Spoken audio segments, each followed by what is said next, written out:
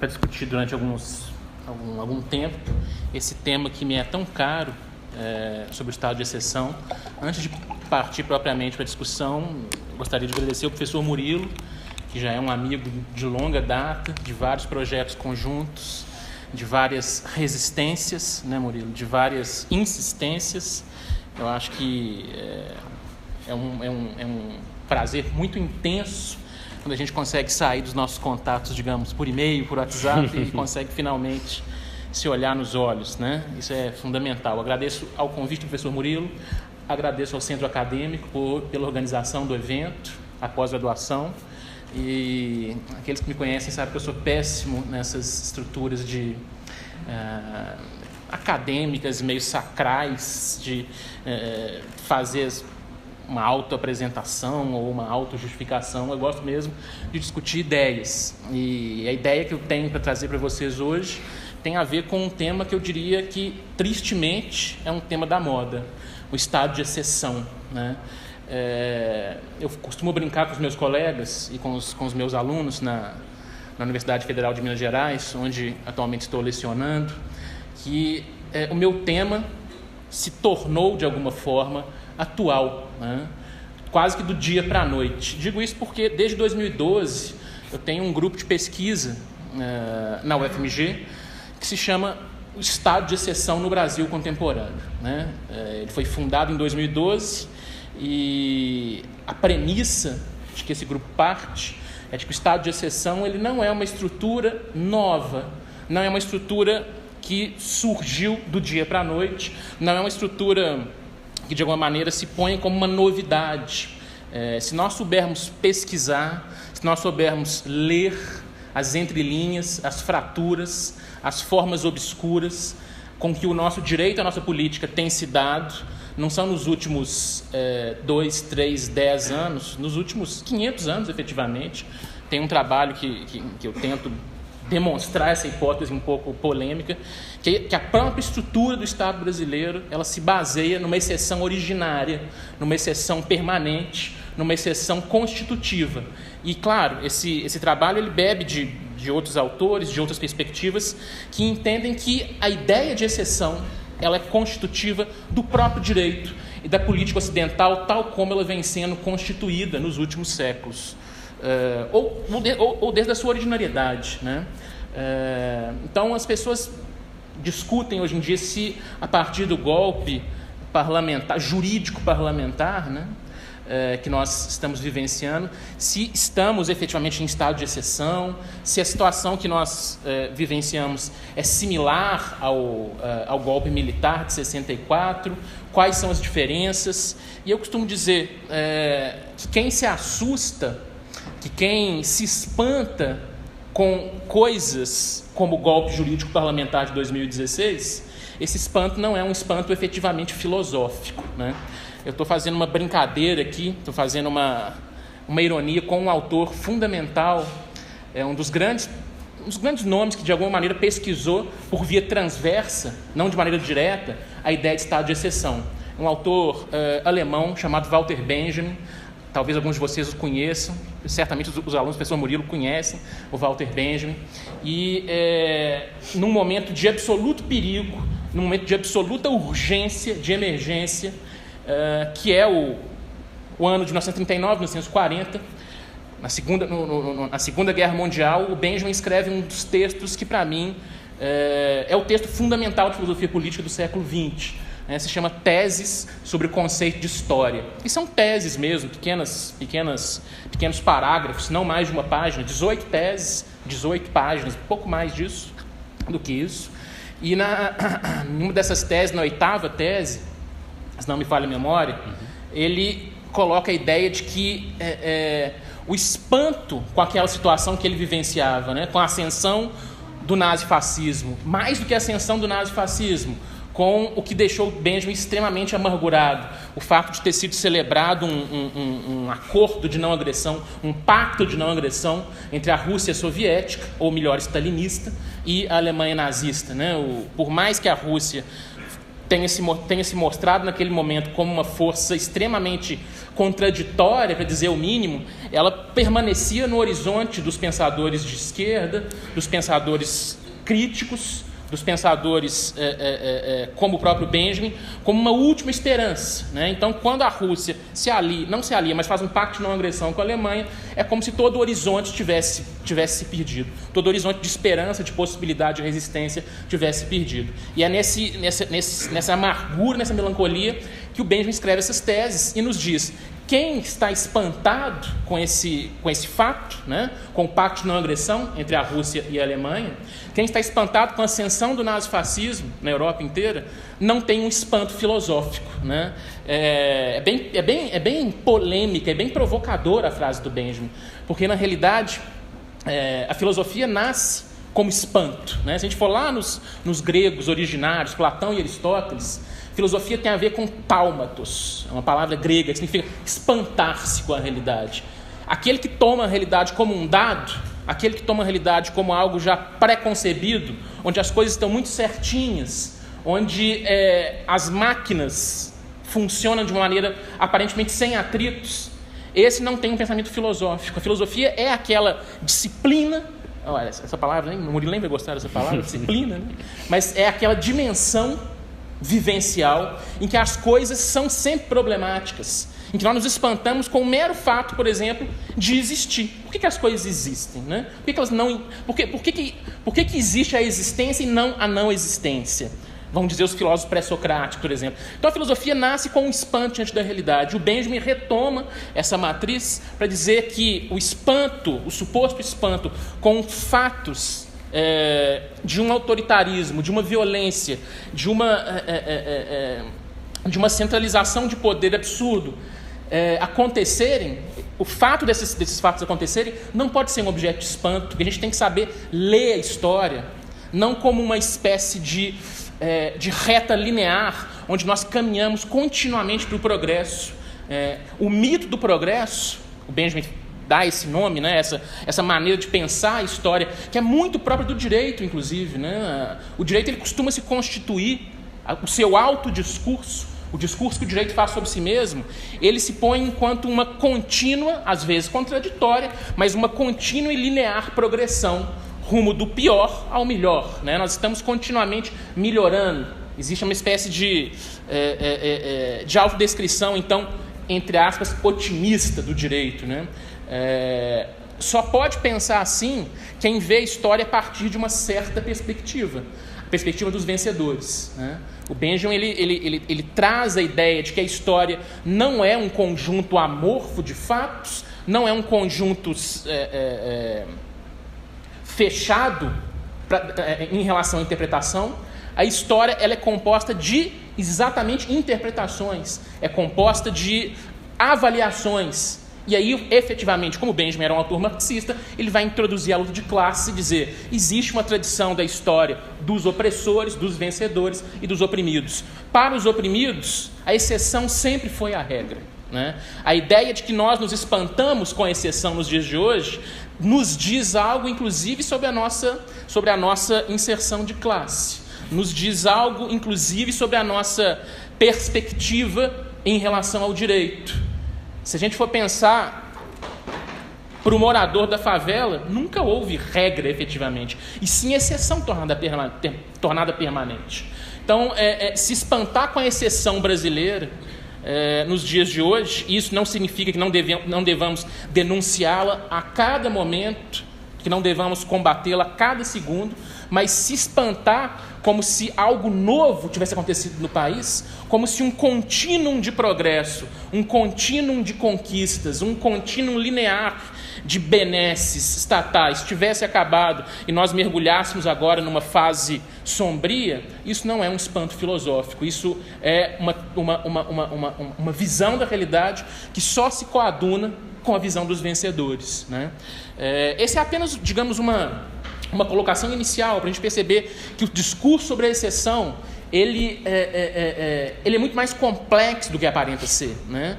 Para a gente começar de uma forma talvez mais didática, deixar o Benjamin para o final, que eu quero retomar ele no final da minha frase, da minha fala, primeiramente a expressão estado de exceção, né? É o título do nosso livro, é o título de um livro famosíssimo, de um outro livro. O nosso vai ficar famosíssimo também, obviamente, né? Vocês vão ajudar nisso. Mas é o título de um livro famosíssimo de um filósofo italiano, Georg Agamben, que publica em 95, né, Munir? 95, um livro chamado Estado de Exceção, em que ele desenvolve uma tese absolutamente polêmica e absolutamente, na minha opinião, correta. A ideia de que se transmutou, de alguma maneira, a governamentalidade dos homens, dos seres humanos, no Ocidente. Que a exceção que foi pensada enquanto uma estrutura provisória, uma estrutura que daria sentido à própria ordem, né? Ela se autonomizou e se tornou permanente. Essa expressão que o Agamben usa, estado de exceção, que nós utilizamos e que vários autores utilizam, ela já guarda em si alguns elementos interessantes, ou pelo menos que podem ser discutidos. Quando eu falo em estado de exceção, vocês podem pensar, será que o estado de exceção ele diz respeito a uma forma de estado, como estado social, ou como estado democrático de direito, ou como estado socialista, né? Não. Esse é um erro cabal que as pessoas cometem e vêm cometendo dia e noite, por exemplo, nos noticiários que nós temos visto, nos textos jornalísticos. Estado de exceção não é uma nova forma de Estado. Se a gente pegar a expressão alemã, a doutrina, a teoria do estado de exceção, ela começa com força efetiva na Alemanha, o que é muito significativo também, né? Apesar de vários autores franceses posteriormente terem dado contribuições importantes, a teoria do estado de exceção começa na Alemanha e o termo que eles usam, né, Ausnahmezustand, não tem Staat no termo, não tem Estado, é situação de exceção. O estado de exceção é uma situação de exceção. A palavra estado aqui tem um sentido quase que físico-químico, né? Igual nós temos o estado da água, que pode ser líquida, pode ser gasosa, pode ser, enfim, sólida. O estado de exceção ele designa, então, uma situação do Estado, né? Enquanto estrutura político-jurídica. Ele não é uma forma de Estado que possa ser pensada ao lado ou contrariamente ao Estado de Direito. Muitos autores, muitos comentadores têm essa tendência, né, de criar dualismos. Ao lado do Estado de Direito, nós temos o Estado de exceção. Não estamos mais vivendo um Estado de Direito, com as suas prerrogativas, as suas garantias de direitos fundamentais, por exemplo, no Brasil, elas estão sendo relativizadas a um tal nível que não temos um Estado de Direito perfeito no Brasil, temos um Estado de exceção. Esse tipo de fala, por mais bem intencionado que seja, me parece que esconde um erro, me parece que esconde uma concepção que deve ser denunciada. O Estado de exceção faz parte do Estado de Direito.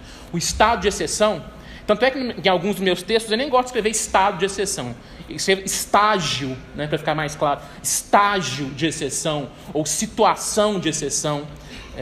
A situação de exceção, o estágio de exceção, ele habita o corpo do direito. Ele não é puramente jurídico, não é puramente factual, é uma espécie de zona de passagem, é uma espécie de zona liminar, é uma espécie de zona de indeterminação entre fato e direito. Isso vai dizer o Agamben no texto dele, com base numa série de autores clássicos, como Carl Schmitt, por exemplo, um autor alemão dos anos 30, do século passado, vai nos mostrar que a natureza da exceção está em jogo ainda. O que é essa tal de exceção? Bom, num primeiro momento eu quero dizer o que a doutrina tradicional, a teoria tradicional alemã e francesa nos diz. O estado de exceção é um mecanismo, é um dispositivo, e aí com todos os sentidos intensos que a palavra dispositivo tem. O estado de exceção é um dispositivo para a defesa do Estado de Direito. Aqui se põe o claro paradoxo do direito. O direito, enquanto estrutura organizativa, entre aspas, da sociedade, ele se baseia num claro paradoxo que se reflete em vários seus institutos, especialmente institutos que estão na borda, né? Que estão ali quase deixando de ser direito, como o estado de exceção por um lado e a revolução por outro lado. São institutos que estão no limite máximo de se transformarem em outra coisa que não o próprio direito. Mas a doutrina nos diz que é um dispositivo para salvaguardar o Estado de Direito. diante de situações emergenciais, diante de situações calamitosas, diante de situações que exigem uma espécie de velocidade, uma espécie de ação expedita para resolver os problemas, é preciso então que os poderes do Estado, normalmente burocratizados, normalmente procedimentalizados, normalmente separados e fundamentalmente, normalmente limitados, eles sejam liberados de qualquer freio jurídico. Imaginem vocês uma situação de calamidade natural ou mesmo de uma guerra civil, né? Então, nós temos esses pressupostos de fato para o estado de exceção, para a declaração de um estado de exceção no sentido jurídico, propriamente dito, né? Uma emergência que a normalidade não consegue lidar, uma emergência que, se eu for de alguma maneira lançar a mão dos instrumentos institucionais, essa emergência vai engolfar e destruir o Estado. Daí porque muitos autores dizem que o estado de exceção ele funciona como uma espécie de legítima defesa do Estado, né? Em que ele pode, paradoxalmente, para fazer cumprir a lei, desrespeitar a lei, né? Para afastar a violência do convívio social, centralizar e intensificar o máximo possível essa violência. Assim como o particular, vários autores italianos colocam isso, assim como o particular tem o direito de se defender diante de uma ameaça, né? Usando todos os meios possíveis para tanto, o Estado também teria um direito de legítima defesa, que seria o estado de exceção, que seria a situação de exceção. E segundo a doutrina constitucionalista, porque esse é uma estrutura do direito constitucional, o estado de exceção ele seria declarado, né, diante de uma emergência. Agora, não sabemos de antemão qual que é essa emergência, esse é um dado importante, né? Que tipo de emergência, não tem um rol, não tem um número de situações em qualquer norma constitucional ou não, que possa dizer, olha, nos casos X, Y, Z, pode-se declarar um estado de exceção. Isso não existe. Essa visualização do que é uma emergência, do que é uma situação calamitosa que justifica o estado de exceção, ela fica nas mãos do próprio soberano do Estado, né? O soberano é que vai, retoricamente, ou até mais do que retoricamente, performativamente, em muitos casos, vai declarar o que é a exceção, vai dizer se é excepcional.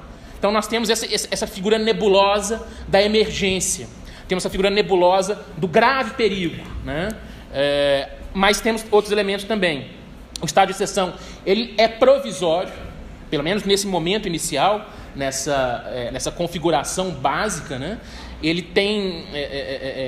não pode durar para sempre, né? Ele não pode ser permanente. A função da exceção é instaurar ou reinstaurar a ordem, né? É o paradoxo do direito. O direito nos diz que nós não podemos usar a violência, por isso mesmo ele monopoliza para si a violência. Para que haja ordem, eu tenho que partir de uma desordem. O Carl Schmitt, que é um autor a todos os títulos perigoso, mas absolutamente genial, em um texto chamado Teologia Política, ele nos diz assim, conhecer a regra nos traz muito pouco. A regra ela só foi posta a partir de um momento originário de exceção. A regra não se aplica ao caos. É a partir do caos que se cria uma regra. E isso é tão verdadeiro, né?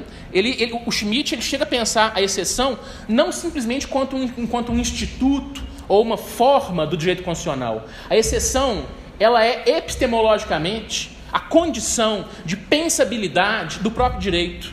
Se eu não admito a exceção habitando o direito, eu não consigo pensar o direito.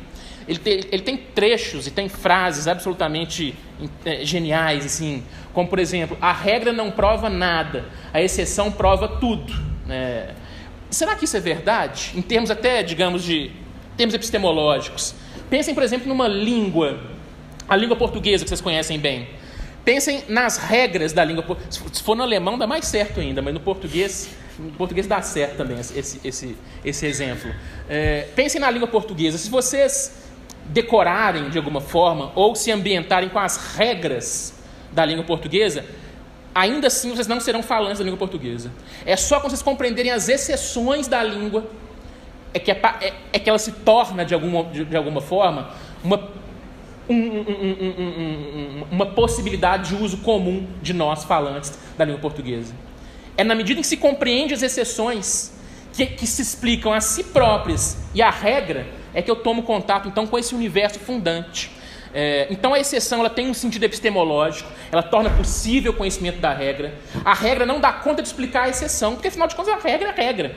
A exceção, para se constituir, ela precisa se auto-explicar e explicar a regra. Então, existe um sentido epistemológico, existe um sentido jurídico constitucional, que é esse que eu estou tentando conversar um pouco inicialmente com vocês sobre ele. Existe um sentido verdadeiramente ontológico de exceção, ou seja, a exceção ela é aquele caldo de violência originário do qual surge o direito e que passa então a ser normatizado, passa a ser controlado, passa a ser disciplinado para nos passar uma espécie de noção de ordem, né? A ordem só nasce do caos e não o contrário. Até mesmo, se a gente for pensar de uma forma até mesmo mítica, né? A gente pegar os mitos fundadores das várias religiões, das várias dinâmicas, digamos, transcendentes que orientam o pensamento humano. Peguem lá na Grécia, né? A Grécia pensa que não tem um ponto originário para as coisas. Existe um caos sempre existente, e a partir daí a ordem se impõe. Mas o caos é originário, a violência do direito é originária. Enfim, eu não vou entrar aqui na Grécia, não, senão nunca mais sai. Eu quero falar de outros elementos. Então, o estado de exceção, no sentido jurídico, ele se põe a partir de uma emergência, ele é provisório e determina concentração de poderes e suspensão de direitos fundamentais, né? Se eu quero resolver uma guerra civil, se eu quero resolver uma grave catástrofe ecológica, imagine aí o que pode ser tido como emergência. Os poderes têm que ser concentrados, normalmente nas mãos do poder executivo, e os direitos e garantias fundamentais que aparecem num primeiro momento como limites à ação do Estado, eles são suspensos. Daí o caráter preocupante do estado de exceção, né? O estado de exceção é esse mergulho na violência indiferenciada, na violência originária do direito, para, paradoxalmente, afirmar o direito, né? Para fazer surgir uma nova ordem, ou para garantir a permanência de uma ordem anterior, antiga, ameaçada, e que está, de alguma forma, na CTI no CTI político-jurídico, dando seus últimos suspiros. Então, o estado de exceção tem uma função criadora de norma ou mantenedora de norma. É paradoxal porque se exige, então, uma dialética, para usar até os próprios termos do Carl Schmitt, se exige uma dialética entre normalidade e exceção. A exceção põe a normalidade, que de alguma maneira é sempre contingente. A normalidade que o direito nos garante, especialmente na modernidade, quando todas as metanarrativas deixaram de funcionar como dimensões auto-evidentes da verdade, a ordem que nós vivemos a partir do século XX, a partir das duas guerras europeias, é uma ordem sempre contingente, é uma ordem que se desgasta, é uma ordem que não tem nenhuma pretensão de perenidade. Ela tem sempre que ser reconstituída, né? Reconstruída, ainda mais se ela tiver elementos democráticos. Digo elementos democráticos porque, apesar de ser um outro assunto, eu tenho a tese que o Ocidente nunca viveu uma democracia. Nós nunca vivemos efetivamente uma democracia. Talvez elementos de baixa intensidade democrática, mas que ainda assim são suficientes para contingenciar o direito. São suficientes para trazer possibilidade de contínua discussão, de contínua oposição, de contínua refundação de pactos. O nosso ambiente... O ambiente que o Ocidente vive a partir da Primeira e da Segunda Guerra, né? Se é que a gente pode pensar a Primeira e a Segunda Guerra como duas guerras, ou como uma grande guerra com um intervalo, uma grande guerra europeia com um intervalo, seria um outro tema também. O ambiente que nós vivemos é um ambiente de contingência, então a ordem vai sempre ser questionada, a ordem vai sempre se esmigalhar, a ordem vai sempre perder a sua autoevidência, e daí porque precisamos de mecanismos como o estado de exceção, que se traduz nas várias constituições mundiais em vários mecanismos técnicos, como estado de defesa, estado de sítio, né? A nossa Constituição brasileira, por exemplo, não tem nenhum nome lá, estado de exceção. Não tem esse conceito lá, mas tem o estado de sítio, tem o estado de defesa, que são mecanismos excepcionais para salvaguardar a ordem. Isso nos traz uma reflexão importante nesse momento que nós estamos vivendo no Brasil. Se a exceção, ela, de alguma forma, ela precisa instaurar a normalidade, alguma coisa está errada na nossa situação epocal. Porque nós estamos vendo, não é de agora, não é desde 2006, desde algum tempo, que a exceção ela vai se normalizando, ela vai se tornando como que uma espécie de mecanismo permanente, um mecanismo que, diante de uma realidade em que os riscos são imensos, diante de uma realidade em que tudo pode mudar da noite para o dia, né? Se a gente ligar a televisão, a gente ligar os nossos celulares e computadores, a gente vai ver que a cada dia as coisas provam poder ser diferentes, que não há nenhuma certeza, que a única certeza é um risco exacerbado, uma emergência que parece ter se tornado não apenas global, mas contínua. O que a gente percebe é que a exceção que surge no discurso jurídico como um instrumento dialético de manutenção da ordem, né, como um dispositivo constitucional que tem por função garantir a ordem e deixar de existir, né? Então há uma dialética entre ordem, entre regra e exceção. O que nós vemos hoje em dia é a transformação desse mecanismo excepcional, provisório, numa técnica efetiva de governo. As razões para isso são variadas, né? A aceleração do tempo que nós vivemos, a maximização dos riscos, a ideia de uma urgência absoluta, que é a marca do nosso tempo. Não sei como é que vocês veem isso. O dia sempre parece muito pequeno, né? Pelo menos para mim, assim, 24 horas parece que passam muito rápido. As coisas elas não têm uma substância dada no sentido de garantir requisitos mínimos de previsibilidade. Parece que nós estamos sempre correndo contra o tempo e as coisas acontecendo. Isso faz parte da nossa maneira de compreender o tempo, né? Aliás, o capitalismo criou esse tipo de... Não criou, mas colocou essa dimensão de um tempo que já não... De um tempo que é um longo presente. Nós estamos continuamente vivendo um presente que jamais se torna futuro e que se esquece de ser passado. O tempo que nós vivemos, o tempo espetacular, segundo um autor chamado Guy Debord, é um tempo que não mantém nenhuma relação significativa de experiência com o passado e deixa de ter projetividade no futuro. A ideia, então, é um tempo que se enrosca sobre si mesmo, tornando a exceção, então, constitutiva do real. Claro, até esse momento aqui, o que eu tenho dito tem muito mais a ver com uma leitura, por um lado, filosófica do estado de exceção e, por outro lado, jurídica.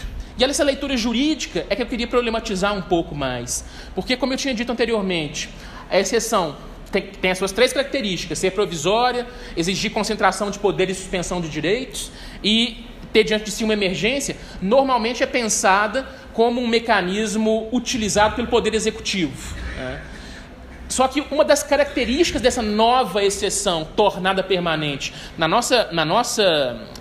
nosso mundo político-jurídico é que ela já não faz parte como monopólio do Poder Executivo.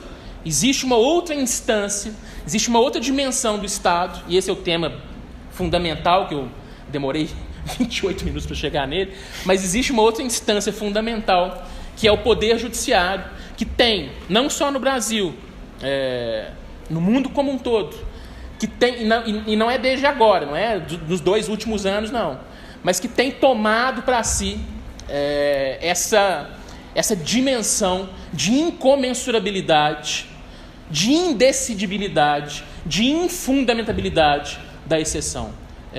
A gente assiste uma espécie de migração, não de migração, porque isso seria uma imagem falsa, como se o Poder Executivo não mais exercesse, digamos assim, competências excepcionais e isso passasse para o Judiciário. Não é uma migração, mas é uma expansão, né? Aquilo que o Executivo fazia, hoje o Judiciário faz, e de uma forma mais cruel, eu acho, de uma forma mais insidiosa. Para compreender o porquê que o Poder Judiciário, como é que ele aplica, como é que ele pensa, como é que ele procedimentaliza a exceção, eu tenho que fazer uma referência inicial sobre o que é o Poder Judiciário. O que é fundamentalmente o Poder Judiciário. E aqui um pouco de história e um pouco de arqueologia pode nos ajudar.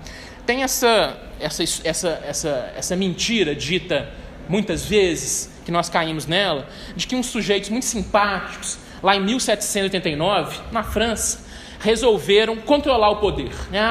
O poder monárquico, o poder do rei, o poder é algo negativo, mas é algo fundamental e existente desde sempre nas sociedades humanas, de forma que ele tem que ser controlado para a gente garantir um espaço de liberdade ao indivíduo.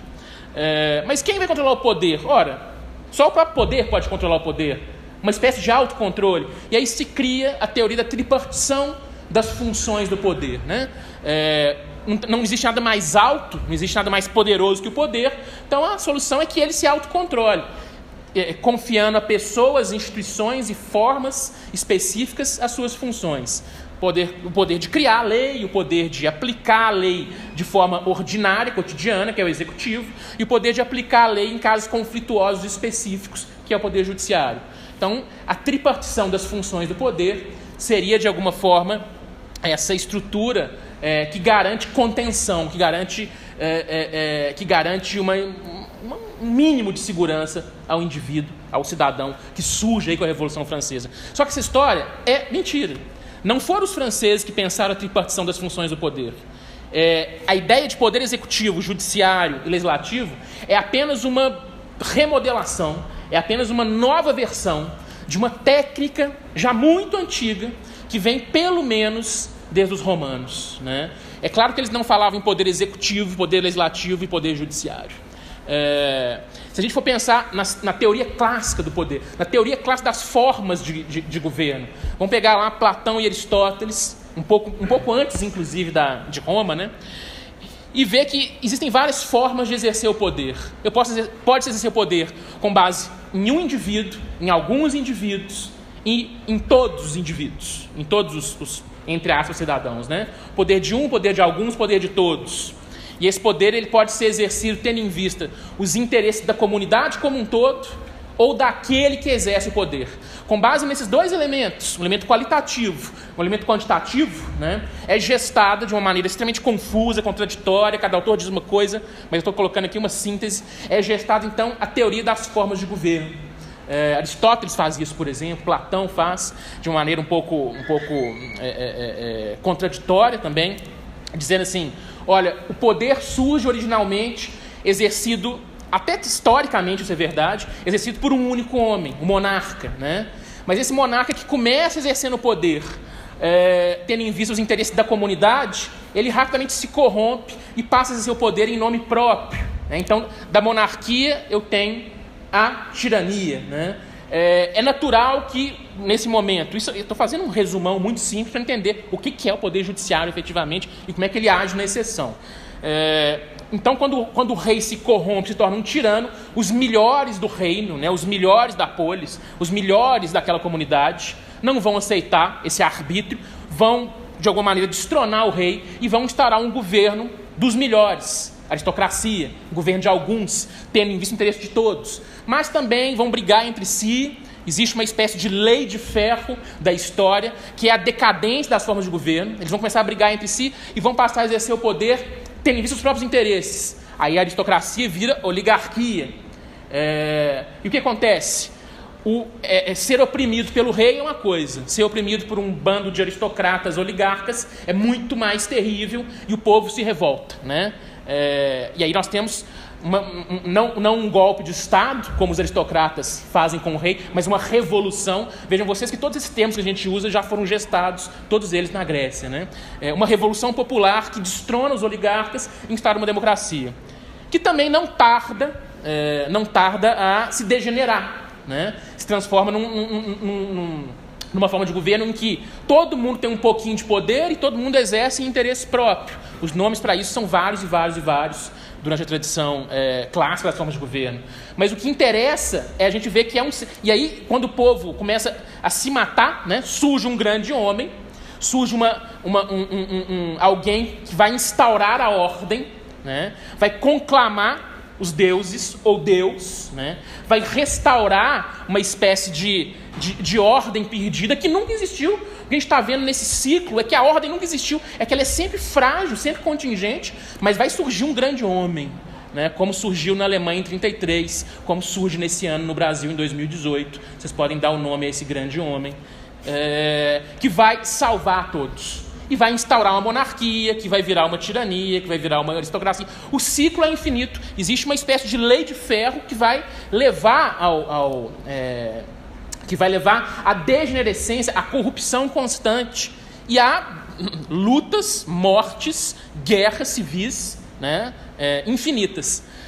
Qual que é a solução para isso? Muitos autores tentaram pensar, mas qual que dessas formas é a melhor? Até que chegou um sujeito chamado Políbio, né, que era grego, mas foi escravizado pelos romanos e acabou virando também um personagem romano. Falou, olha, a solução para isso é um problema similar ao problema que os revolucionários franceses tiveram no século XVIII, né?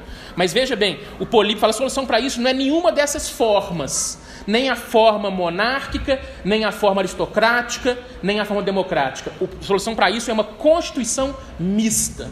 Surge aí a famosa teoria da constituição mista, que é absolutamente atual. Apesar de ter sido gestada no século I, é absolutamente atual. E esse autor romano, né, greco-romano, ele está tomando a palavra Constituição não enquanto um livrinho onde tem as normas fundamentais que organizam o Estado. Constituição num sentido muito mais intenso. Constituição enquanto a organização política específica de uma certa comunidade.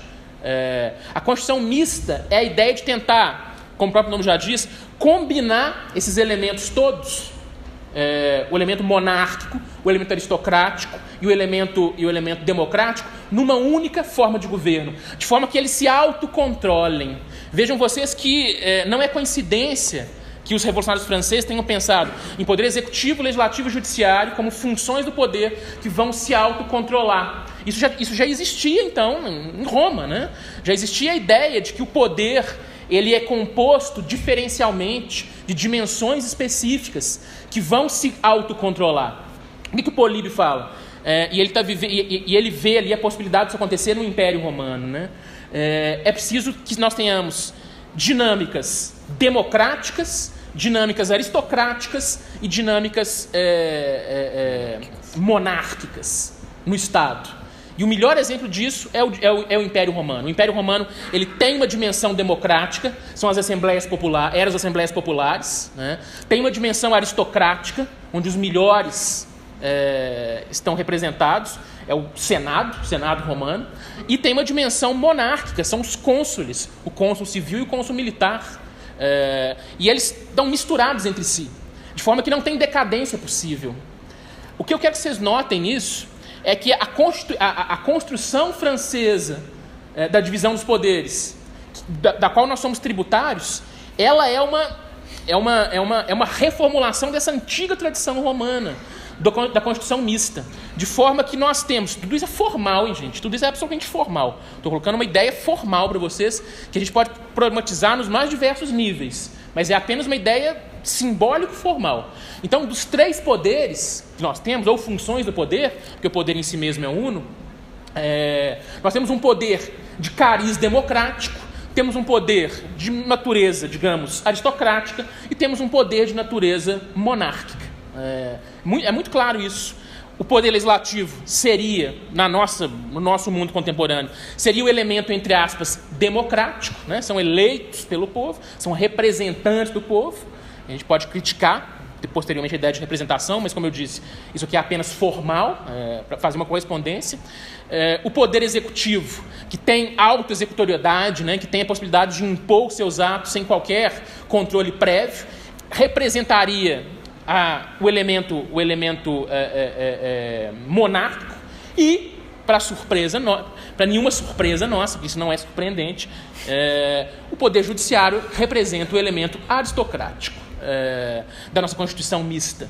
Tem um autor que não é nenhum autor revolucionário, não é nenhum autor de esquerda, não é nenhum autor crítico demais, né? Mas é um autor maravilhoso de se ler, escreve belíssimamente. É um autor já um pouco antigo, né? Mas a gente tem que ter paciência com os antigos, que é o Tocqueville. Talvez vocês já tenham ouvido falar do Alexis de Tocqueville. Escreve um livro que é É absolutamente apaixonante a leitura do livro, pela melancolia com que ele escreve o livro. A Democracia na América.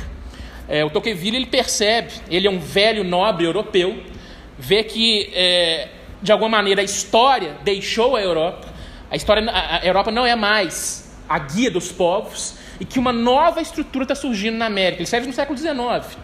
A América, os Estados Unidos da América, depois da sua Guerra da Secessão, depois da sua unificação, de alguma maneira tem algo diferente da Europa ali, que é a democracia. O Tocqueville fala, a democracia, ela ocupou o lugar de Deus na Terra. É uma tese claramente teológico-política, né? Se o fundamento da juridicidade, se o fundamento da legitimidade na Europa clássica, digamos assim, era a própria ideia de um Deus cristão, esse lugar foi ocupado pela democracia, esse conceito abstrato, que é incontrolável, num primeiro sentido, diz o Tocqueville. Ele fala isso com muita dor no coração, na realidade. Ele tá falando melancolicamente, não tem jeito mais. O futuro pertence à democracia. E ela é excessiva, ela é transbordante. A democracia tem um vício terrível. Quanto mais você exerce democracia, mais você quer. A democracia, ela é contínua produção e reprodução, não apenas de afetos, de linguagem, de subjetividade. A democracia não é um conjunto de procedimentos. Isso o Tocqueville vê com clareza no século XIX, coisas que os nossos procedimentalistas, estilo Habermas, Dworkin, Alexis, não veem hoje. Democracia não é acúmulo de procedimentos, é acúmulo de mais democracia. E isso traz um problema para autores conservadores, né? Claro. Para autores conservadores, o problema é que a democracia ela vai exigir cada vez mais do Estado. Um autor que vai concordar com Tocqueville contemporaneamente, acho que ele está vivo ainda, não sei, é o Samuel Huntington, que escreve um panfleto, um livro detestável, falando sobre a ingovernabilidade das democracias contemporâneas. Ele escreve isso nos anos 60 e 70, retomando essa ideia do Tocqueville, dizendo assim, olha, os Estados Unidos se tornou ingovernável, porque tem muita demanda democrática, né? O movimento negro e o movimento feminista estão levando a América à impossibilidade de governo, né? São cada vez mais demandas, são cada vez mais grupos que tornam a estrutura do Estado absolutamente incapaz de responder a elementos mínimos de garantia de segurança, de previsibilidade, de certeza, né? Leiam previsibilidade, certeza e segurança do Capital, obviamente. A questão é que o Huntington lança, então, essa tese da ingovernabilidade da democracia. Se nós deixarmos a democracia se desenvolver, se cada excesso democrático trouxer um novo excesso democrático, nós vamos cair no caos, na anarquia da ingovernabilidade. É ele que lança esse termo detestável também, ingovernabilidade, baseado no Tocqueville, né? É claro que outros autores, só para fazer uma nota de rodapé, autores de uma tradição crítica, de uma tradição efetivamente democrática, como Negri, por exemplo, vão dizer que a democracia é isso mesmo, é constante acúmulo, é excesso, e ser democrático é saber viver com esse excesso, sem delimitações, digamos assim, a priori. Mas esse não é o nosso objeto agora, fica para um outro dia. Estou apenas dizendo que esse dado da realidade, que a democracia é constantemente produtiva, é constantemente excessiva, pode ser lido de duas formas. Pode ser lido com desespero conservador, dizendo que nós temos que controlar a democracia, ou pode ser lido com alegria revolucionária, dizendo ainda bem que democracia gera mais democracia, né? Mas voltando aos conservadores, o Tocqueville vai falar, voltando ao Tocqueville, ele fala assim, olha, a América então tem um problema, que é uma democracia autoconstitutiva, uma democracia intensa, isso nos primeiros anos, né, da República Norte-Americana, depois da Guerra da Secessão, já falando de uma outra América, não é a América de hoje, onde se multiplicam as associações, se multiplicam as instâncias da sociedade civil que são autônomas em relação ao Estado, então nem aí para o Estado, que são às vezes até mesmo hostis ao Estado. Ele fala, por isso mesmo, esse sistema encontrou uma maneira de limitar essa democracia. O Tocqueville fala isso com todas as letras, todas as letras. O que limita a democracia e garante governabilidade é o poder judiciário. O poder judiciário é, digamos, é o freio de mão aristocrático, é o diminuidor da velocidade democrática, é aquela instância que vai realizar um papel propriamente aristocrático. E aí as páginas em que o Tocqueville escreve isso são fantásticas, né? São fantásticas, porque ele, além de ser muito bem escrito, tem vários conservadores que escrevem muito bem, eu fico fascinado. O Schmitt é um exemplo, o Tocqueville, mas ele diz, ele vai fazer toda uma análise da psique, não a psique, mas do próprio local social dos juízes. Quem são os juízes na América no século XIX? E daqui a pouco a gente vai ver quem são os juízes hoje no Brasil, né? Os juízes, eles não apenas descendem diretamente das famílias nobres, ele narra, inclusive, como é que boa parte dos juízes americanos tem fundamento nas antigas famílias inglesas, né? Mas eles têm um apreço pela forma, eles têm um apreço por uma temporalidade diferente. A temporalidade do direito, diga-se, do juiz, é uma temporalidade que vai e volta constantemente, é uma temporalidade que se enrosca sobre si mesma, que só pode ser compreendida através de uma formalização intensa e constante. Assim como, imaginem os nobres lá da Europa, no século pré-revolucionário, século XVI, século XVII, né? Os nobres, eles vivem numa esfera completamente separada, né? Eles estão dedicados a quê? Estão dedicados a festas, a falcoaria, a saraus, a intriga, a se matarem uns aos outros também. Tem vários filmes interessantes sobre isso. Mas é uma temporalidade fechada, que nada tem a ver com uma comunidade mais ampla, com o terceiro estado, digamos assim. Os nobres, eles criam um mundo de formas, criam um mundo em que o conteúdo pouco importa. A forma é universal. E os juízes herdam isso. Esse gosto pela forma, esse gosto pela formalização, pela simbolização, pelo afastamento da realidade. E a gente pode ir mais a fundo nisso. Assim como Tocqueville faz uma análise, digamos assim, socioeconômica dos juízes na época dele, seria muito interessante nós fazermos isso no nosso mundo hoje, no Brasil, né? Quem são os membros do Poder Judiciário no Brasil? Eles são uma classe específica? Eles têm vínculos entre si, objetivos, que de alguma maneira podem indicar o pertencimento a uma mesma dimensão, a uma mesma dimensão sociopolítica, separada dos demais? Eu vou dar alguns dados interessantes para vocês. Como é que chama aquele, o Piketty, não? Uhum. Como é que é o primeiro nome dele? Tomás? Não sei. O Piketty, todo mundo conhece o cara. Que montou algumas análises para mostrar como é que se dá a divisão de poder econômico, de renda no mundo. Teve um discípulo dele, que eu não vou lembrar o nome aqui agora, que fez isso no Brasil e demonstrou claramente que cada um de vocês, não importa de onde vocês vieram, não importa o que vocês fizeram, acho que é Tomás Piketty mesmo.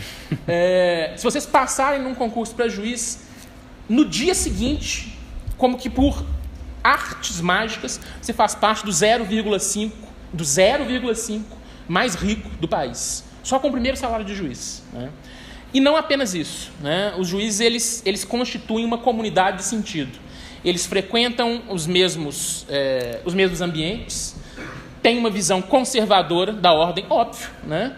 Isso tudo são grandes linhas, né, gente? Você vai dizer, mas eu conheço um juiz que é muito progressista, né? Essas palavras você gosta de falar de juiz progressista. Eu odeio a palavra progresso, a expressão juiz progressista também é uma monstruosidade. Mas, enfim, eu conheço um juiz que... Não se trata de pessoas específicas, se trata de uma sociologia de uma certa classe, né? Se você está no topo, se você faz parte do 0,5% das pessoas que detêm a maioria dos recursos econômicos da renda no país, efetivamente a sua posição será conservadora. Quem está no topo só pode cair, né? Seus filhos,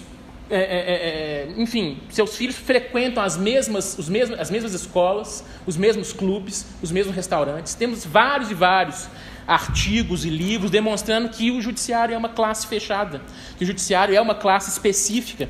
E o problema é que nós não percebemos isso. Nós caímos nas armadilhas retóricas do judiciário dizer nós somos uma força democrática. Não, o judiciário não é uma força democrática. É uma força aristocrática criada para conter a democracia.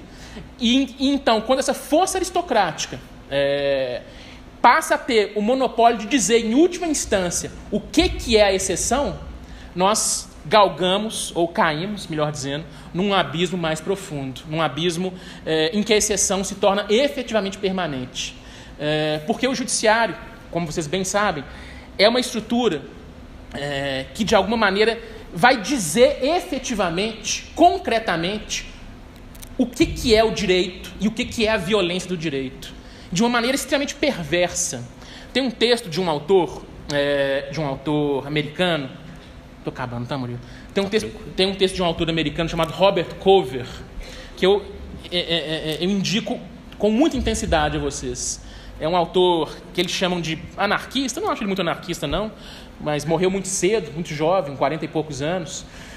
O texto chama A Violência e a Palavra, The Violence and the Word. Foi traduzido para o português, se vocês jogarem aí no Google, vocês vão achar. Ele começa o texto dizendo que o poder judiciário é um campo de terror e morte. Aí você fica assim, caramba, ele não é nenhum autor revolucionário, como é que ele fala uma coisa dessa?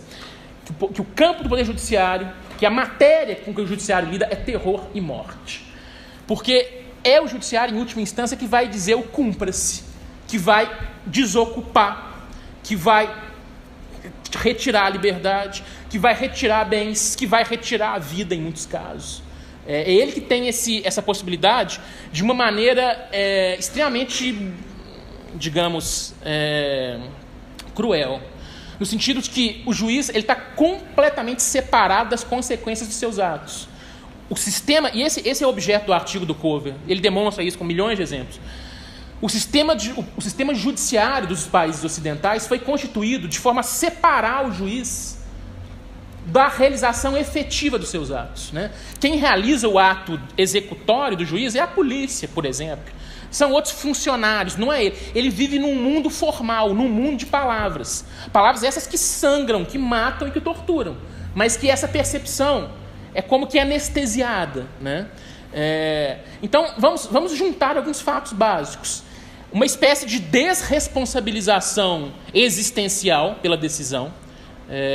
Quando você vê, por exemplo, o Tribunal de Justiça Mineiro emitir uma ordem de desocupação imediata das ocupações da Isidora, não sei se vocês conhecem, em Belo Horizonte, são ocupações urbanas onde nós temos 8.000 famílias há cerca de 5 anos, com casas autoconstruídas e com toda uma lógica própria de vida, absolutamente antagonista ao capital. E quando um único juiz, em primeira instância, depois do tribunal, fala que se desocupe imediatamente, como é que se desocupa 8.000 famílias que moram no lugar há 5, 6 anos? Isso é guerra, isso é um ato de guerra, é quase guerra civil. Só que o juiz que toma essa decisão, existe uma série de mediações, né, que impedem ele de ver, de sentir, de entender que o direito sangra efetivamente, que o direito morre, né, que o direito sofre. Então nós temos essas mediações que impedem qualquer empatia efetiva. Temos uma classe que é uma classe absolutamente privilegiada no sentido econômico e que de alguma maneira tem esse monopólio final da decisão. Se nós juntarmos todos esses fatores, nós vamos perceber como é que a exceção no judiciário, ou seja, a possibilidade de suspender o direito para garantir o direito, ela se torna muito mais intensa e muito mais perigosa, né? Se nós temos um partido governante, ou um tirano, ou um ditador, que declara o estado de exceção, claramente, até formalmente, como em 64 no Brasil, não estou dizendo que isso é bom, que é maravilhoso, mas isso é visível e é claramente perceptível como autoritário. Mas se nós temos milhares de juízes todos os dias, cotidianamente, rotineiramente julgando as suas causas e se afirmando democráticos por meio do procedimento, isso se torna normalizado, se torna uma exceção cotidiana. Recentemente eu publiquei um artigo que está me rendendo muitas dores de cabeça, boas e algumas más, muitas críticas, junto com uma doutoranda minha, a professora Joyce Souza, que faz uma comparação um tanto quanto maldosa. A gente fala assim, olha só, vamos pegar um momento claramente autoritário do século XX, um momento claramente excepcional, em todos os sentidos da palavra, a Alemanha nazista. Como é que pôde acontecer a Alemanha nazista? Como é que a gente chegou nesse ponto, né? Olha esse espanto não filosófico que eu estou ensaiando aqui com vocês. Como é que foi possível a Alemanha nazista? Aí a gente vai perguntar aos nazistas, como é que foi possível? Lá em Nuremberg, como é que vocês fizeram isso? Sabe a resposta que eles dão? A resposta que eles dão é o seguinte: isso foi o positivismo jurídico. Isso foi autores como Kelsen, por exemplo, que nos ensinaram um respeito absoluto pela lei, um legalismo exacerbado, que como que blindou as nossas consciências morais e deu no que deu. Mas se formos fazer pesquisa séria, né, se formos pegar os textos da época, dos doutrinadores da época, e fundamentalmente as decisões judiciais e as leis da época, nós vamos ver coisas absolutamente interessantes e que contradizem esse modelo, né?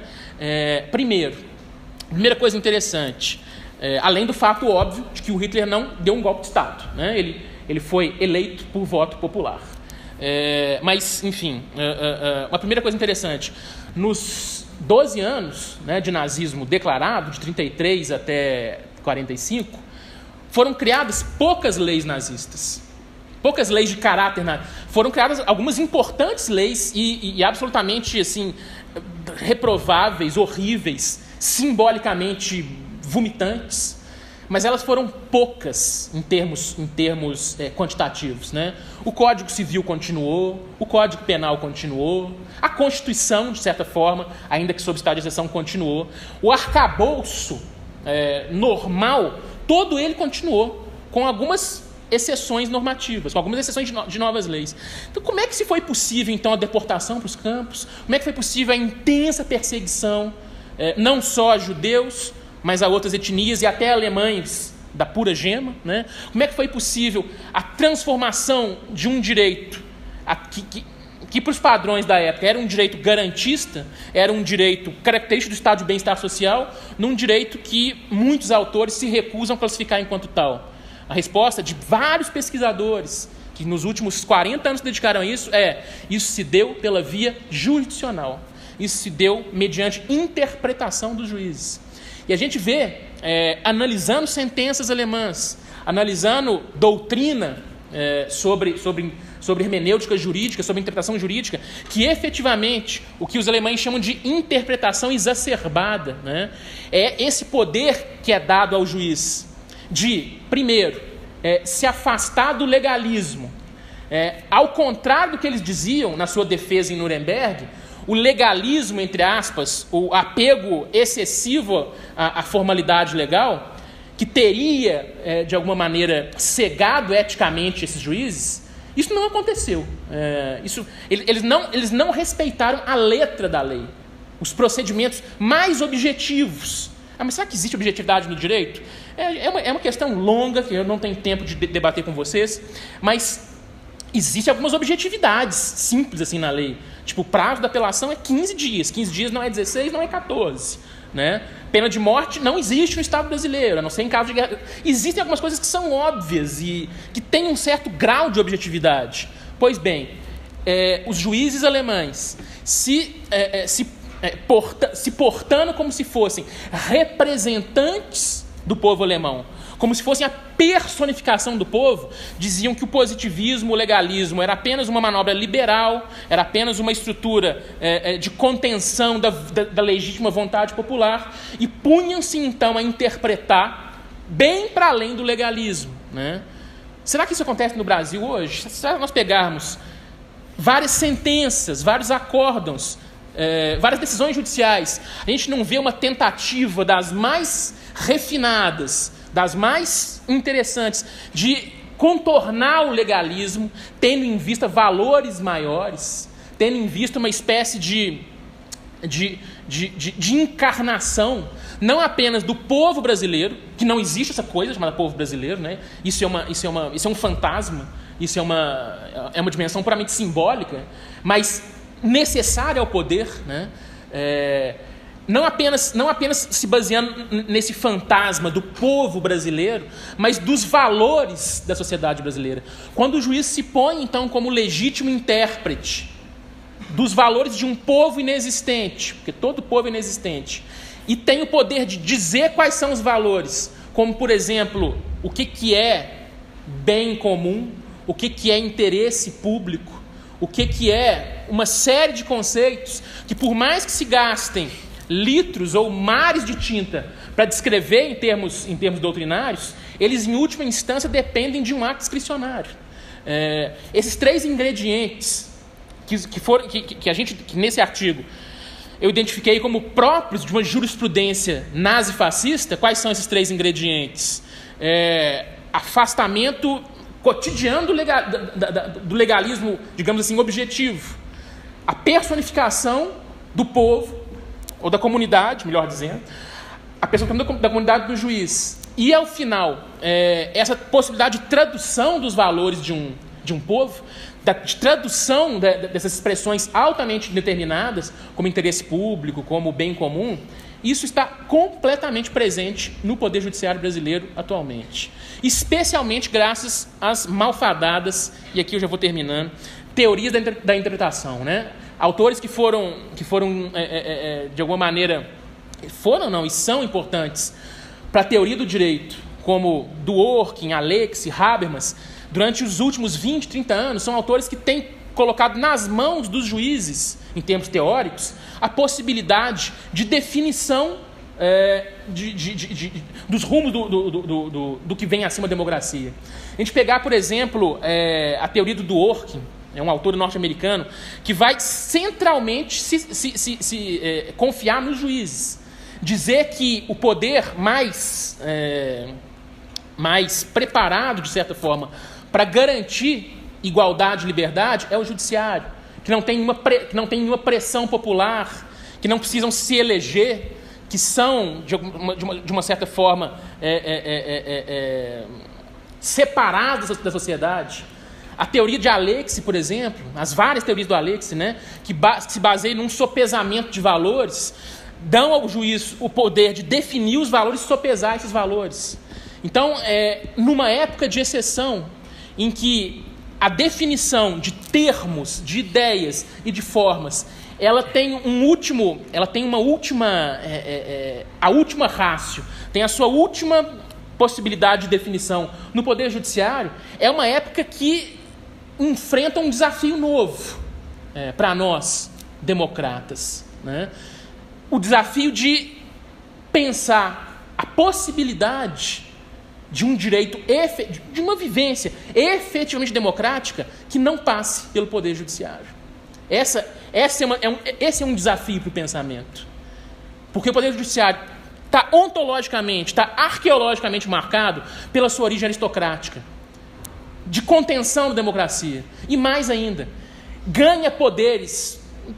articula, redimensiona poderes excepcionais em épocas excepcionais.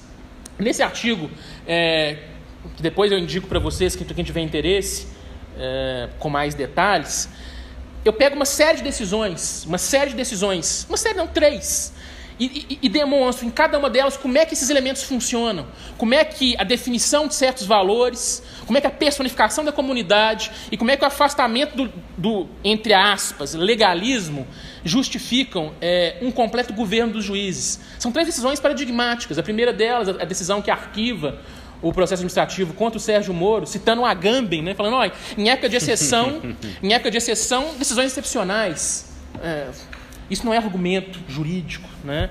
A decisão de desocupação de uma escola no Distrito Federal por um juiz de primeira instância, em que ele manda desocupar a escola da seguinte maneira: tranquem as portas, não deem comida, não deem água, cortem a energia elétrica, não deixem que os parentes vão. Era uma escola ocupada por alunos, por estudantes, secundaristas, e usem instrumentos sonoros contínuos em alto som. Né? Isso são todas características claras e básicas de uma coisa chamada tortura. Né? Nós temos um juiz autorizando a tortura contra crianças e adolescentes. E ele usa uma série de valores de bem comum, de proteção, o mais irônico, de proteção à criança e adolescente, para justificar essa ação. A outra decisão que a gente comenta no texto e tenta desconstruir é uma decisão de 2016, que se tornou célebre por voltar aos debates atualmente, dessa criação absolutamente criativa do judiciário brasileiro, da busca e apreensão coletiva, né? A ideia de que está lá escrito assim, no Código de Processo Penal, que é um dos diplomas mais autoritários que nós temos, né? Mas está dizendo que a busca e a apreensão deve ser específica, né? Com o nome do lugar, da pessoa, CPF, etc., endereço.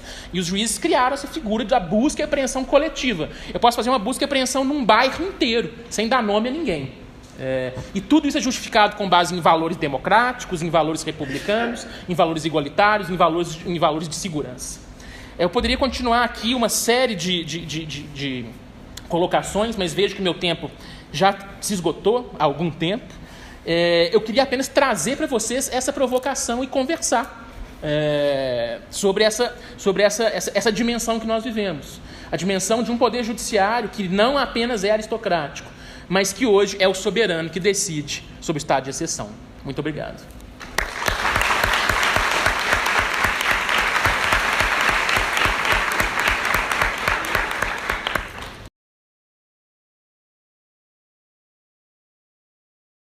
Pode ser assim. Sobretudo, eu estudo exatamente esse tema e é muito engraçado porque eu não uso as referências que o professor citou. E me parece, então, muito mais interessante porque as referências que eu uso também levam à mesma conclusão. Né? Se você pensa, por exemplo, na formação do Estado, né? Eu gosto muito dessa análise do Pierre Bourdieu, que ele sugere que é uma figura que vai surgindo aos poucos, de forma uma figures, né, do século XII até mais ou menos ali até o século XVIII, né, nós temos todos os mecanismos que vai surgir essas configurações que nós chamamos de Estado, né, que é uma abstração também. E tem um autor específico que chama Kantorowicz, que ele fala do legislador artista, né, do legislador profético, pegando um pouco do Max Weber, né, tem a possibilidade de criar a condição de criar o oficial, né, a condição de criar o legal, a condição de criar isso que você falou, essa espécie desse amigo imaginário que pode ser invocado a qualquer momento, né? Ou seja, eu estou falando aqui em nome da democracia, em nome em nome seja lá do que for. Especificamente em Ponta Grossa, eu vou lhe dar esse dado porque você estava falando da aristocracia, o Bourdieu fala da democracia do Estado, né? Em Ponta Grossa, dos 8 juízes que eu pesquisei, 4 deles são filhos de desembargadores, sendo que desses 8 tem mais 4 irmãos que são juízes e desembargadores também, eventualmente. Além disso, tem filhos de cartorários, filhos, né, uma série de ações públicas, de cargos públicos, né, como prefeitos, né, da época do Arena, né, pessoas que já sido cargos de deputado. E também o fato de ser vitalício. Né? Só falta passar de pai para filho, totalmente passa de pai para filho, né? Porque é uma reprodução desse, o hábito. Desse sistema. Numa república, diria assim, radical, me parece ser suficiente a limitação, né, dessa atuação arbitrária e violenta do judiciário pela limitação do cargo, porque eu fico pensando o que fazer, né? Porque não pode ser vitalício, meu papo é esse, não pode ser vitalício. Não pode ser que o cara passe no concurso um país onde tem 70% da população ganhando abaixo, né, de 1, 2 salários mínimos, e o cara tem um cargo vitalício, né, geralmente tem pessoas que já vêm um estado social, um estamento mesmo, né? Totalmente diferenciado, e ele pega esse cargo e dura para sempre ainda. O que parece a ideia de limitar a duração da atuação da magistratura do Brasil? Você fez uma pergunta a respeito da atuação do Ministério Público, porque formalmente ele não estaria ligado ao Poder Judiciário, né, faria parte. Mas eu gostaria de saber qual é a tua visão a respeito da integração do Ministério Público ao Judiciário, porque parece que eles funcionam meio juntos ali, né? A gente vê muito promotor e juiz que atua com o mesmo pensamento, às vezes a acusação faz usa uma argumentação que o juiz acaba usando a mesma argumentação. Então, do papel do Ministério Público nessa questão. Viu, gente? Quem tiver perguntas ainda para dirigir a mesa, a gente pode fazer o seguinte: a gente está fazendo em blocos, em princípio de 3 perguntas. Comentários, não sei né? se... Ou se quiser fazer algum Críticas. comentário, alguma coisa assim, crítica, reclamar, enfim. Anditias responde essas 2 primeiras, a gente abre mais uma rodada se houver perguntas, né? Para mais umas 3, então já vão pensando, anotando, se organizando, etc., se houver um interesse. Jóia? Então, primeiro, a sua pergunta é muito boa e daria para a gente ficar mais uma hora aqui, né? Como pensar o papel dos juízes numa sociedade democrática? É muito complexo isso. Será que a duração do cargo seria um elemento capaz de garantir algum controle ou alguma mínima aplicação democrática? Sim, talvez a limitação do cargo, a limitação da possibilidade de exercer o cargo durante um certo tempo, ou alguns outros vão colocar a ideia de que sejam eleitos os juízes por voto popular. A gente vai ter várias configurações, né, para tentar de alguma maneira controlar esse corpo, que é um corpo incontrolado na realidade. Mas pensar em análise institucional é pensar dentro das regras dadas pelo Estado, né? Pensar de alguma maneira numa situação em que nós temos pouca possibilidade de transformação social.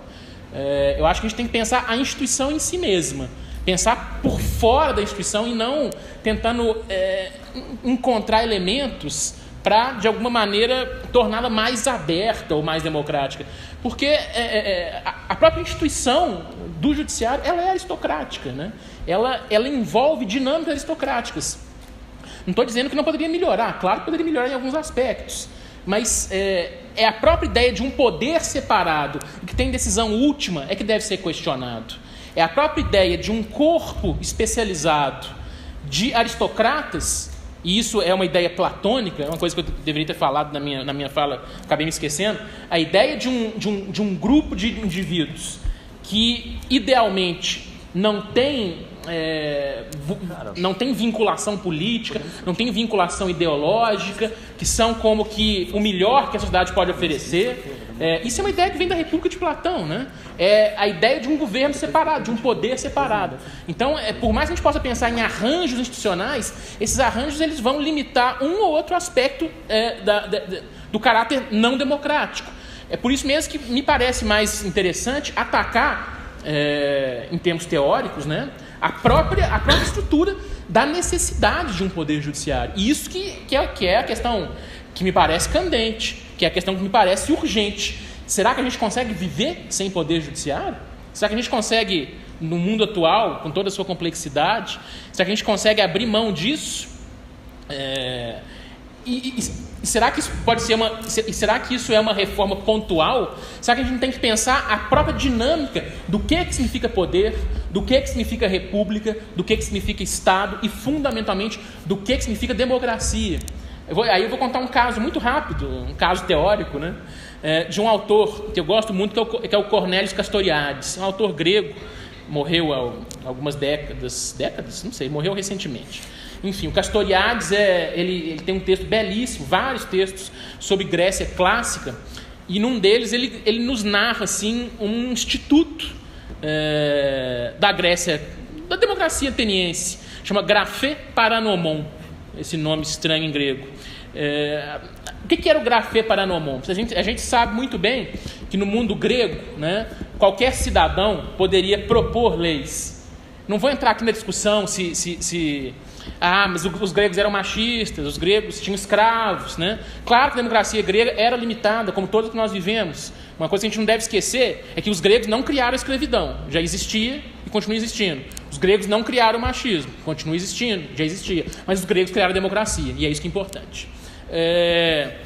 A questão fundamental que se põe é que todo cidadão poderia votar, quer dizer, poderia propor uma lei.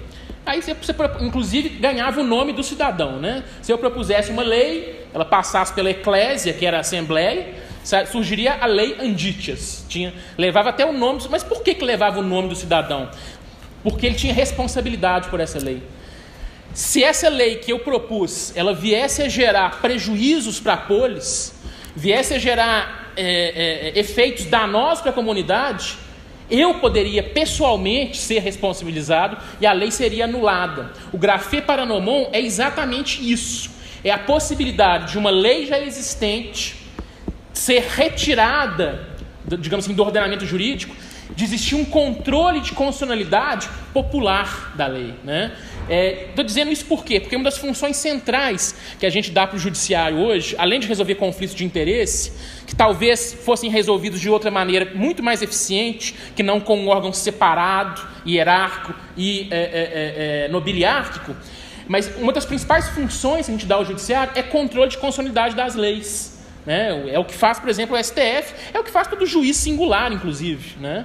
Qualquer juiz pode dizer essa lei é inconstitucional, num caso específico, num caso concreto. Os gregos, eles estão muito além da gente. Eles dizem, olha, o povo faz a lei, o povo pode se enganar e o povo pode anular a própria lei. Então, é um mecanismo de uma sociedade incipientemente democrática, mas muito mais democrática que a nossa, que, de certa maneira, nos dá um indício, né? A ideia de que nós não podemos apostar em sociedades em que o poder está separado, em que o poder está separado dos próprios sujeitos desse poder.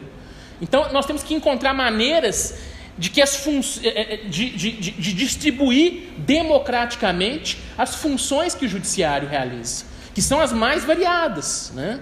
São as mais variadas e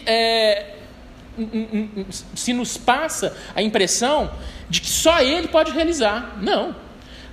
O exemplo do grafê paranomon é, para mim, um exemplo paradigmático. A ideia de que 2.500 anos atrás os gregos tinham controle de constitucionalidade popular, coisa que nós não temos. Hoje nós temos 11 pessoas das mais destemperadas, né? Não sei se vocês viram hoje o carinhoso diálogo do Barroso com Gilmar Ferreira Mendes. Temos 11 pessoas que decidem o que é constitucional ou não para 180 milhões, nós. Enquanto os gregos decidiam eles próprios se a lei continuava ou não. Então, em síntese, eu acho que para agora, né, para ontem, pensar reformas institucionais é fundamental. Uma coisa que me deixa sempre muito estupefato, né? Por que o salário do juiz tem que ser tão alto assim? Por que eu tenho que constituir uma classe absolutamente nobiliárquica? Tem que ser o teto da República. Porque tem que ser o teto da República. A gente, assim, mas vamos olhar para o mundo civilizado. Põe zilhões de aspas no civilizado. Vamos olhar. Tem várias pesquisas que mostram que um juiz alemão, por exemplo, ganha mais ou menos o que eu e o Murilo ganhamos. O que ganha um professor universitário. Que eu garanto a vocês que é muito menos que um juiz brasileiro ganha. Um juiz brasileiro, em início de carreira, acabou de entrar, ele ganha algo em torno de 10 mil euros. Um juiz alemão, ele ganha, no máximo, uns 3 mil euros. Isso se repete na Espanha, isso se repete na Inglaterra, isso se repete em Portugal, isso se repete nos Estados Unidos. O Brasil é o país que remunera melhor os seus juízes. Então, pensar nessa reforma institucional de adequar os padrões de vencimento do judiciário à realidade de um país como o nosso seria já uma grande coisa. Limitar o cargo, se vai ser vitalício ou não, se vai ter eleição popular ou não, tudo isso é importante para ontem, mas não vai acabar com o elemento fundamental, que é a existência de um poder hierárquico e nobiliárquico, aristocrático separado. O outro colega me pergunta sobre o Ministério Público, né? É mais um comentário do que uma dúvida propriamente dita. O Ministério Público, isso depende muito da configuração jurídica do país, né? A gente for pensar, por exemplo, na França, a carreira da magistratura é a mesma do Ministério Público. Tanto é que eles usam até uma expressão muito engraçada, né? Eles falam da magistratura sentada e da magistratura de pé, né? O Ministério Público é a magistratura de pé, que fica falando, acusando, etc. E o juiz é a magistratura sentada. A carreira é a mesma. Nos Estados Unidos, em alguns estados da federação também é. No Brasil, não. No Brasil é uma coisa estranha, né? O Brasil é a terra das estranhezas. Porque o Ministério Público ele não tem uma estruturação clara. Ele parece fazer parte do Poder Executivo, mas atua sempre ao lado, sempre relativamente ao Poder Judiciário. Tem teses interessantes que dizem que o Ministério Público, de alguma forma, é o herdeiro daquela bizarrice própria do Brasil, da primeira Constituição brasileira, que é o poder moderador, né? Vocês lembram da Constituição de Dom Pedro I, que ele cria o poder moderador e se dá, né, dá a si mesmo esse poder, que está acima como uma espécie de grande pai que vai tutelar o judiciário, o executivo e o legislativo. Existem algumas teses, algumas ideias, alguns artigos que dizem, diante dessa estranheza, né, que o Ministério Público ele não faz parte claramente do judiciário, como na França, também não faz parte claramente do executivo, ele seria mais ou menos um poder moderador, que eu repito as mesmas críticas que eu faço ao judiciário. É também uma estrutura fechada, nobiliárquica, que se orienta pelos mesmos valores, que ainda que possa ter algumas posições de vanguarda, em alguns momentos, em algumas situações, se formalmente não faz parte do judiciário, espiritualmente está dentro da mesma dimensão.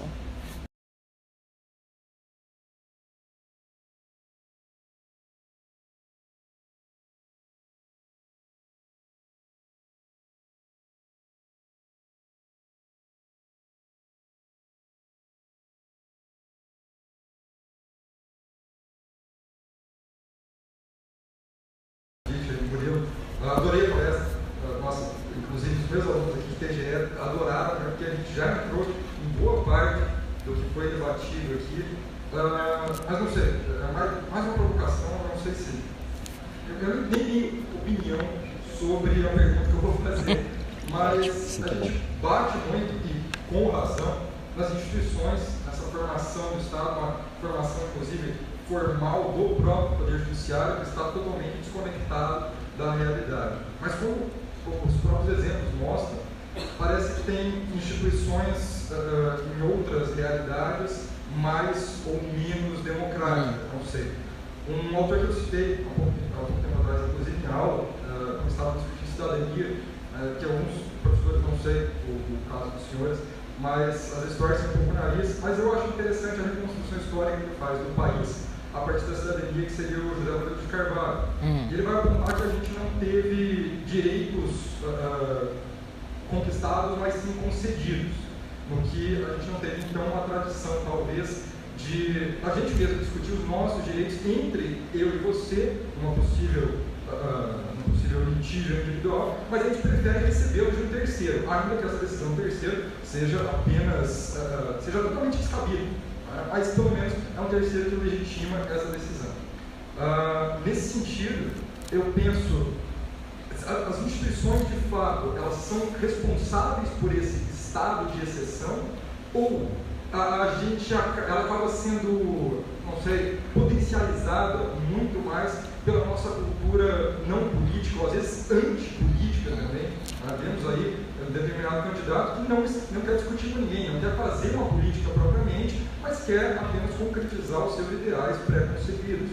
Então, não sei, seria a gente reformular, e daí penso, talvez, eu vejo muito essa separação de poderes puramente formal, às vezes, em que os três poderes me parecem aristocráticos também, por vezes, e penso, como construir algo novo? Ou construímos algo novo, ou reformulamos aqui de baixo, deixando uma instituição que, a princípio, é formal, e sua teoria é razoavelmente decente. Não sei, mas enfim, não tenho opinião. Pode fazer um comentário também. Obrigado. Eu já comentei essa, né? Como chegaram três outras perguntas além da do Pedro, que foi feita de viva voz, vou muito rapidamente aqui ler em voz alta. Dizer para vocês que eu pedi um comentário talvez um pouco genérico do Anditias com relação às três. Né? A primeira pergunta são sempre apócrifas, né? Até que ponto o estado de exceção pode condicionar os direitos fundamentais ou criar normas com a finalidade de resolver o problema que ensejou na sua própria instituição? Por exemplo, acho que a pessoa está citando o exemplo do Rio de Janeiro. Segunda questão: presumindo que o judiciário é um poder autoritário, o ativismo jurídico, o ativismo judicial é uma forma de agressão à democracia e, portanto, a teoria de freios e contrapesos seria falha? 2 questões. E a última, no nível de um estado ou situação de exceção, como ou de que maneira podemos situar o devir revolucionário das minorias? Essa é de aluno meu, com certeza, né? Mas enfim. Tudo bem? Beleza, então. Tranquilo? Faz um comentário geral e... Sim. Tentando... Então, são 4, né, perguntas. Eu vou tentar ser equânime com todas elas. A primeira é... Nossa, essa primeira a gente podia conversar um tempão sobre ela. Eu também tenho um artigo sobre isso, sobre a formação da ideia de regra de exceção no Brasil, a partir de um diálogo que a gente chama de intérprete do Brasil, não só com o Zé Murilo de Carvalho, mas com vários dos clássicos intérpretes do Brasil. E a tese do artigo, nem sei se eu sustentaria com tanta força nos dias de hoje, é que a formação do Brasil desde 1500, ela se orienta pela excepcionalidade, né? Não é à toa que surge a ideia do jeitinho brasileiro, né? A ideia de uma fuga da normatividade, de uma experiência em que a normatividade sempre se põe enquanto algo autoritário. E o jeitinho, ou as formas paralegais, elas são constitutivas historicamente da nossa relação, primeiro com a metrópole portuguesa e depois com os poderes que aqui se instalaram de forma completamente alienígena, né? Então, estou te dizendo, há literatura, inclusive que eu já utilizei bastante, que vai concordar com essa tese dos bestializados, né? Que o povo assiste a toda maquinação institucional, seja ela benéfica ou maléfica, como se estivessem bestializados efetivamente e não tivessem nenhuma possibilidade de ação. Eu ponho um grande senão nessa interpretação, dizendo que ela existe e que tem alguns elementos interessantes, porque esse é um discurso do poder constituído, né? A ideia de que no Brasil os direitos nunca foram conquistados e sim concedidos. Esse é um discurso que o poder faz continuamente, que através de uma ação propriamente patriarcal, medieval, né, esses direitos eles são dados como benesses. Mas se nós formos fazer, e aí eu volto lá em algo que eu vou terminar falando aqui, já comecei falando, que é do Walter Benjamin, que é das teses sobre o conceito de história.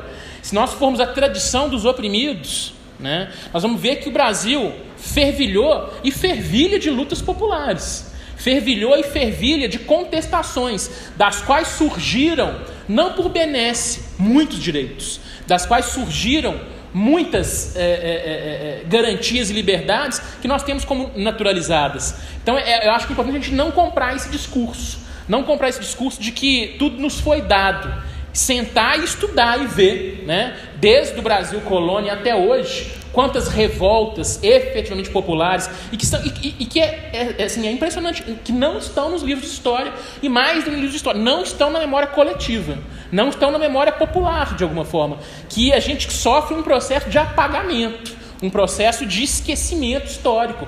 Eu acho que a impolítica, né, o movimento da impolítica ou da antipolítica no Brasil é exatamente essa tendência à obnubilação, ao eclipse, ao esquecer, né? Hoje, a gente está vivendo um momento absolutamente complexo, autoritário no Brasil, sim. Mas vamos ver o que está por trás disso. Quais são as linhas de fuga que apontam para um outro devir. Vamos ver quantas ocupações populares existem hoje, o que elas estão fazendo. Vamos ver quem que está lutando e morrendo por isso, né? É escrever essa outra história, é ver essa outra história que, de alguma maneira, as instituições não nos permitem. E aí eu já vou comentar rapidamente as outras questões, até que ponto o estado de exceção pode modificar regras, até o ponto que ele quiser. Esse é o caráter louco, esse é o caráter terrível, esse é o caráter temível da exceção. Ela não tem limites, porque todo limite passa por um ato interpretativo que não tem controle. Mas se um juiz diz X, o juiz lá de cima pode dizer Y, mas vai ter sempre um momento que vai chegar o Papa e vai dizer, acabou, Roma locuta causa finita, né? Uma expressão latina. Se Roma foi ouvida, a causa acabou. Se a última instância judiciária disser que X é Y, X vai virar Y em termos jurídicos. Ah, mas X nunca vai ser Y, mas em termos jurídicos vai. E se não for, tem a força policial para fazer virar, né? O problema da exceção é que ela é exceção de exceção. Ela é um contínuo mergulho na desordem originária, no caos originário. Tira essa palavra desordem e caos, coloquem na violência originária que é o direito. Não tem como controlar a exceção. Não tem como controlar a exceção político-jurídica por mecanismos político-jurídicos. O que tem a ver com as outras duas perguntas. O ativismo judicial é ruim porque o poder judiciário é autoritário? Olha, o poder judiciário ele pode ou não ser autoritário. Eu estou falando que ele é nobiliárquico, é um pouco diferente, que ele é aristocrático. Nós temos durante a história da humanidade temos vários momentos positivos que a aristocracia, digamos de certa forma, estava ao lado do progresso. Então a minha tese é que o poder judiciário é aristocrático e não que ele é naturalmente, ontologicamente autoritário, né? Ele tem sido cada vez mais autoritário, mas ele não tá gravado no DNA dele ser autoritário. O que coloca uma questão importante sobre o ativismo judicial, né? Esse poder dos juízes, de certa forma, de criar normas que, de alguma maneira, dizem da possibilidade de uma democracia de maior intensidade. A gente pensar, por exemplo, que o casamento, a união de pessoas do mesmo sexo, né? O casamento gay, homossexual, ele foi permitido no Brasil graças a uma decisão judicial. Você pode dizer, mas isso é bom, né? Ou diversos casos aí de direito à saúde, né? Que o sujeito entra lá com tá morrendo, o Estado não quer pagar a droga X ou Y, ou hospital X ou Y, e o juiz manda dar. Também é bom e tal. Nada é tão simples assim, né? Porque fazer uma decisão de política pública, de saúde pública, e uma decisão a respeito do próprio lugar do que é a união de pessoas do mesmo sexo, fazer isso ser definido pelo Poder Judiciário é um atestado da nossa incapacidade democrática. É um atestado de que nós precisamos realmente dos melhores, nós precisamos dos mais iluminados para impor à massa bestializada o que é o melhor. E o que é o melhor vai depender sempre dessa ausência de limites, né? Da mesma forma que decisões extremamente progressistas, por um certo lado, por uma certa leitura, surgiram no judiciário, é essa confiança que a partir daí surgiu e que legitimou e que abençoou essa prática, é que torna possível hoje os absurdos jurídicos claramente realizados dia a dia, né? Quando se aplaude essas ações, quando se verifica que não é um movimento da sociedade traduzido na forma mais tradicional, representação política, né? Na forma que eu critico loucamente, mas que ainda é preferível a entregar o destino de 200 milhões de pessoas a 11. Pelo menos tem espaços de fratura, pelo menos tem possibilidade de espaço de fratura, pelo menos tem possibilidade de fricção, de antagonismo. No judiciário não tem esse espaço. Mas tem os 11 lá que podem discutir, os 11 ministros do STF. Quando eu falo judiciário, eu estou falando do juizinho da cidade de 50 mil habitantes, que é a autoridade total e soberana ali. Estou falando do juiz de primeira instância, dos milhares que estão no Brasil, não é só do STF. E o STF tem o problema de não ter ninguém acima dele, né? Por fim, o devir minoritário no estado de exceção é Walter Benjamin novamente, né? Eu acho que a gente poderia discutir muito mais. Tem dois sentidos para o estado de exceção. Tem esse sentido político-jurídico autoritário, que foi o objeto da minha palestra, que inicialmente é dinamizado pelo Poder Executivo e que hoje se espalha também pelo Judiciário, né? Esse poder de suspender a norma para garantir a sua contínua refundação violenta. E há um outro sentido de estado de exceção, que é o que fala o Benjamin na sua tese 8ª, né? Que nós temos que criar o efetivo estado de exceção, ou o verdadeiro estado de exceção. Porque o que o Benjamin vê, através da sua perspectiva histórica, é que a história da humanidade sempre foi a história dos vencedores. Que nunca houve uma exceção efetiva, que nunca houve um parar nessa linearidade de derrotas dos oprimidos.